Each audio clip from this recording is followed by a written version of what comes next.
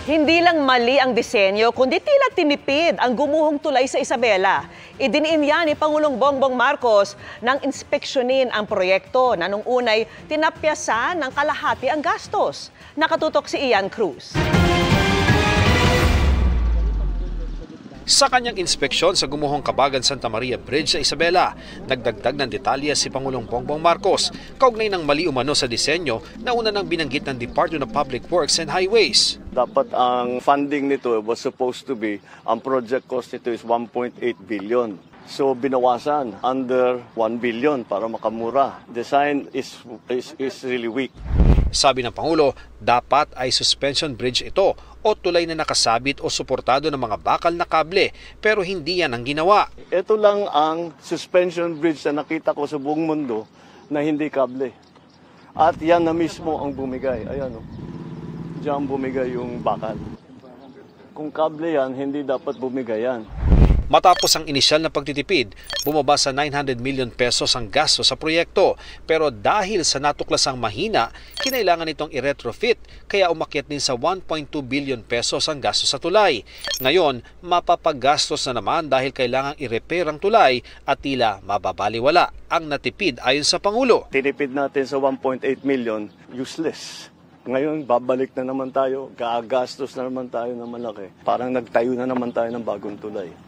Base sa straight line diagram ng DPWH, 2014 sinimulan ng Phase 1 habang 2016 naman ang Phase 2 at 2019 ang Phase 3 habang 2023 at 2024 ang mga retrofitting. Pero sabi ng Pangulo, hindi sa konstruksyon nagkaproblema dahil sinunod lang nito ang disenyo. Bakit nag-refit? Nung nagko-construction pa lang, may nakita na gumagalaw, na mahina.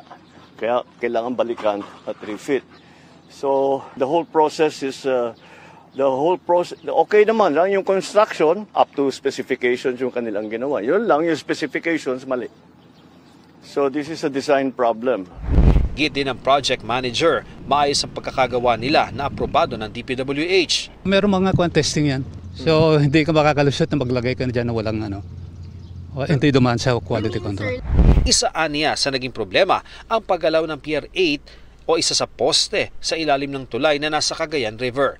Pero kabilang naman yan sa na-retrofit. Ni-review uli ng isang third-party consultant. And they come up the retrofitting works. Parang may tilting na nandun sa kuha na yan. I cannot further explain. Sabi rin naman ng DPWH, hindi substandard ang mga ginamit na materyales. Meron naman mga tests done during construction. That is what I was told and seen. Ayon sa Pangulo, mahahanap nila kung sino ang responsable sa di umano'y maling disenyo itong Kabagan Santa Maria Bridge kung kaya umano ito nag-collapse. Pero sa ngayon, ang mahalaga muna, makumpuni ang nasirang tulay. Ayusin muna natin yung problema. Believe me, we will find out who is responsible. Who is responsible is basically who made the design. Because their design was poor. Look what happened. Iginiit din ng Pangulo na dapat bantayan ang mga daraang sasakyan sa tulay na may kapasidad lamang na 44 tons. Maging sa Kamara ay may resolusyon na para imbestigahan ang pagguho na ikinasugat ng 6 na tao. Mula sa Kabagan, Isabela, para sa GMA Integrated News, Ian Cruz, Nakatutok, 24 Oras.